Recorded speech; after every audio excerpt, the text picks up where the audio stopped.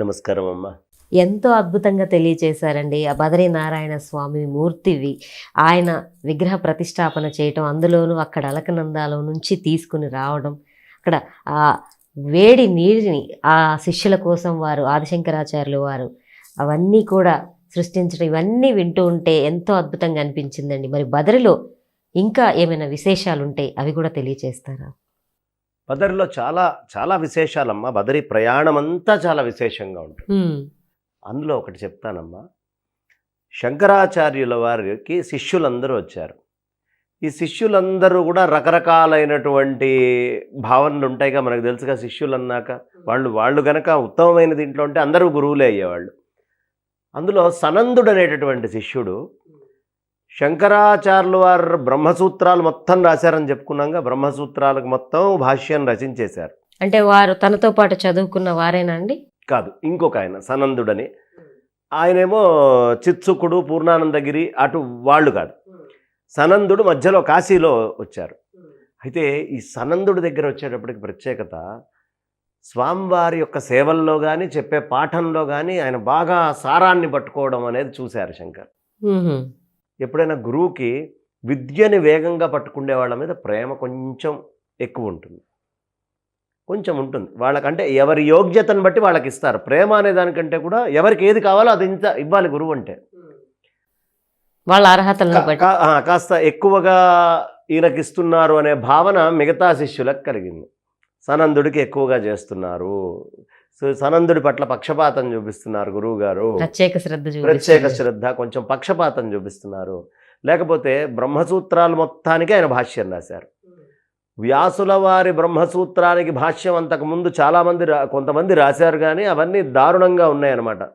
ఎవరైతే తప్పు రాశారో వాళ్ళని సింహము తినేసింది.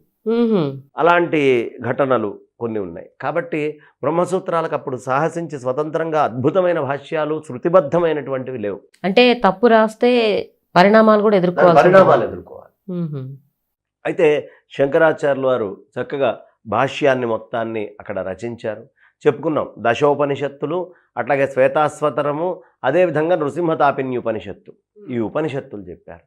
ఈ ఉపనిషత్తులతోటి ఆగిపోకుండా ఆదిశంకరాచార్యుల వారు మహాకవీంద్రులని చెప్పచ్చు వారిని. ఉపదేశ సాహస్రి, వివేక చూడామణి లాంటి గ్రంథాలని కూడా అక్కడే రాశారు. తర్వాత ఇవి స్వతంత్ర రచనలు అంటారు వీటిల్ని. స్వామివారి యొక్క అంటే వేరే వాళ్ళు చెప్పినటువంటి రాసినవి. అంటే ఇప్పుడు మీకు ఉపనిషత్తులు ఉన్నాయి, అవి శృతి నుంచే వచ్చినాయి. బ్రహ్మసూత్రాలు ఉన్నాయి, వ్యాసుల వారు రాశారు, దానికి భాష్యం రాశారు. మరి స్వతంత్ర గ్రంథాలు ఏమిటయ్యా అంటే భాష్యం అంటే దాని అర్థం కూడా తెలియజేస్తారు. భాష్యము అంటే ఇప్పుడు సంస్కృతంలో అథాతో బ్రహ్మ జిజ్ఞాస అని ఉంటుంది, ఆ తర్వాత బ్రహ్మ జిజ్ఞాస చెయ్యి అని ఉంటుంది. ఏ తర్వాత అంటే వీళ్ళు తపస్సంపన్నులైతే తప్ప చెప్పలేరు మిగతా వాళ్ళు. ఆ ఏ తర్వాత అన్నప్పుడు నిత్య వస్తు వివేచనము, ఇహాముత్ర ఫలభోగ విరాగము, శమదమాది షట్క సంపత్తి, ముముక్షుత్వము, ఈ 4 వచ్చిన తర్వాత బ్రహ్మ జిజ్ఞాస చెయ్యి అని, దానికి ఆయన యొక్క వ్యాసుల వారి ఏ సూత్రాన్ని అథాతో ముందు తర్వాత చెయ్యి అని చెప్పారో దాన్ని అర్థం చేసుకొని దానికి భాష్యం రాయాలి. ఆయన ఏం చెప్పాలనుకుంటున్నారు, ఆయన మనస్సులో ఉన్నదంతా ఒక చిన్న సింపుల్ ఫార్ములా రూపంలో ఇచ్చేశారు. ఈ ఫార్ములాని ఎక్స్పాండ్ చేసి ఆ ప్రిన్సిపల్ని మొత్తం అంతా చూపించాలి. దీన్ని ఈ విధంగా చెప్తే దాన్ని భాష్యము అంటారు. అలా ఆయన చక్కగా భాష్యం అంతా అంటే ఈ దీంట్లో మనం ఎక్కువ మటుకు పిల్లలకి అర్థమయ్యేట్టుగా కథల రూపంలో శంకరులు అర్థం కావాలి అని చెప్తున్నాం కాబట్టి తత్వ ప్రాధాన్యత తగ్గిస్తున్నాం. అలాగే తత్వ ప్రాధాన్యతగా మళ్ళీ చెప్పుకుందాం ఎప్పుడైనా. కానీ ఇది ప్రధానం ఏమిటి అంటే పిల్లలకి అసలు ఒక శంకర భగవత్పాదాచార్యులు అనేటటువంటి ఆయన శివుడిగా ఈ భూమి మీద ఉద్భవించి ఆయన చేసినటువంటి పనులు ఎలాంటివి, యువతకి పిల్లలకి ఇది ముఖ్యం. యువతేగా 16 ఏళ్ల లోపు చేస్తున్నాడు ఆయన. టైం మేనేజ్మెంట్, టైంని ఎలా మేనేజ్ చేయాలి, ఇచ్చిన కొద్ది టైంలో మనం ప్రొడక్టివ్గా ఎంత వర్క్ తీయాలి. 32 ఏళ్లలో ఇంత ప్రొడక్టివ్ వర్క్. ఉపదేశ సాహస్రి ఒకటి రాస్తే జీవితం మొత్తం మీద వాడు ధన్యుడని దండం పెట్టచ్చు. అలాంటిది ఇన్ని రాసి ఉపదేశ సాహస్రి ఒకటి, అందులో ఒక ఉపదేశ సాహస్రేనా అంటే వివేక చూడమని. చాలా అద్భుతంగా ఇవన్నీ ఇలాంటి స్వతంత్ర రచనలు చాలా చేశారు.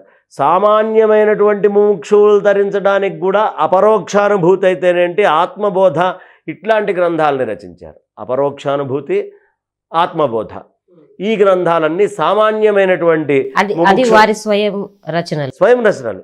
అలాగే శివానంద లహరి లాంటి రచనలు కూడా చేశారు. అంటే ఇవన్నీ కూడా అద్వైత తత్వాన్నే బోధిస్తాయి. కొన్నేమో సూత్రాత్మకంగా ఉంటాయి, కొన్ని భక్తి ప్రధానంగా ఉంటాయి, కొన్ని జ్ఞాన ప్రధానం. కానీ అన్నీ చివరికి శివైక్యం చెందడానికి, శివుడికి నీకు అభేదం అనేటటువంటి స్థితిని తీసుకురావడానికి, జీవబ్రహ్మాత్మేక యోగాన్ని ఇచ్చేటటువంటివిగానే తీసుకెళ్తాయి అన్నమాట. అలా చక్కగా కేవల అద్వైత తత్వాన్ని ప్రతిపాదిస్తూ అనేక గ్రంథాలని శంకర భగవత్పాదాచార్యులు వారు అలవోకగా రాసేశారమ్మ. అలవోకగా, ఏది ఆ పిన్న వయసులో. ఇప్పుడు ఈ రాసినటువంటి బ్రహ్మసూత్రాలని ఇందులోనే ఇంకా మనకి అద్భుతంగా ఒక 13, మనం మహాభారతాన్ని ఏం చెప్పుకుంటామమ్మా? మహాభారతం అంటే పంచమ వేదం అంటాం. ఆ మహాభారతము అనేటటువంటి పంచమ వేదంలో భగవద్గీత కొలికి పీస లాంటిది, విష్ణు సహస్రనామం ఇంకా కొలికి పూస లాంటిది. ఈ రెండిటికి కూడా శంకరాచార్యుల వారు వ్యాఖ్యానం రాశారు. అంటే ఈ మొత్తము భారత సారాన్ని మొత్తాన్ని భగవద్గీత విష్ణు సహస్రనామాల్లో పెడితే అది తీసి అందించేశారు. స్వామివారు ఎక్కడెక్కడ ప్రిన్సిపల్స్ ఉంటాయో వాటన్నిటిని డిరైవ్ చేసేవారు, అందరికి అర్థమయ్యేటట్లుగా తయారు. అంతే, డిరైవ్ ఇట్లా తీసి అట్లా మంచి కదలీపాకన్నాగా అందించేసేవాళ్ళు. అరటిపండు తింటాం చాలా తేలిగ్గా, అలా తేలిగ్గా ఇచ్చేసేవారు అన్నమాట. అలా శంకరాచార్యుల వారు ఆయన ఈ భాష్యాలు రాశారు. ఇప్పుడు మనం మహాత్మ్యం కదా అనుకుంది, ఈ సనందుడి మీద బాగా ప్రేమ ఎక్కువైంది గురువుగారికి అని బాగా అందరూ అనుకొని ప్రత్యక్షంగా అన్నారు. ఓహో వీళ్ళకి అర్థం కావాలి అని. సనందుడు ఒక సందర్భంలో అవతల పక్క గురువుగారు బట్టలు ఉతుకుతూ ఉంటే నదికి అవతల ఒడ్డు మీద, యూతల ఒడ్డు మీద శంకరాచార్యుల వారు నిల్చున్నారు. నిల్చొని శిష్యులు అందరూ ఇక్కడ ఉన్నారు. గురువుగారు పాఠం చెప్పండి అంటే మరి సనందుడు కూడా రావాలి కదా. సనందుడు వచ్చేలోపు చెప్పండి అన్నారు. ఈయనకు ప్రేమ ఎక్కువ అనే విషయం తెలుసు కదా, కావాలని కాస్త ఇబ్బంది పెడదామని. వెంటనే శంకరాచార్యులు వారు సనందా అని పెద్దగా అరిచారు. అరిచేటప్పటికీ సనందుడు గురువుగారు పిలుస్తున్నారని తెలుసు కానీ గంగానది ప్రవహిస్తోందనే విషయం మర్చిపోయాడు. వేగంగా ప్రవహించే గంగలో ఆయన నడుచుకుంటూ వచ్చేస్తున్నాడు. నడుస్తూ ఉంటే గంగమ్మ పెద్ద పెద్ద పద్మాలని కింద నుంచి తీసుకొని వచ్చి ఆయన కాళ్ళ దగ్గర పెట్టిందట, మునిగిపోకుండా. అంటే ఆయన గురుభక్తి తప్ప ఇంకా నేను ఉంటానా పోతానా కూడా తెలియదు. గురునామం చేసుకుంటూ దాటిపోయాడు. సంసారాన్నే దాటించగలిగినటువంటి గురువు గారికి ఇది పెద్ద లెక్కలోదా అని ఆయన అలా నదిని ప్రశాంతంగా దాటుకుంటూ ముందరకు వచ్చేస్తున్నారు. వచ్చి అవతల పక్కకు వచ్చాడు. విస్మయం చెందారు మిగతా శిష్యులందరూ కూడా. వాళ్ళంతటా వాళ్ళకే తేడా అర్థమైందిగా, గురువు తప్ప ఇంకొకటి లేదు సనందుడికి. అలా నడుచుకుంటూ వస్తే గంగమ్మ పద్మాలను తీసుకొని వచ్చి కాళ్ళ కింద పెడితే ఒక్కొక్క పద్మం మీద కాలు వేసి దాటుకుంటూ గురువు గారి దగ్గరకు వచ్చి నమస్కారం చేసి, గురువుగారు ఏమిటి ఆజ్ఞ అన్నాడు. అది ఒక అద్భుతమే కదమ్మా.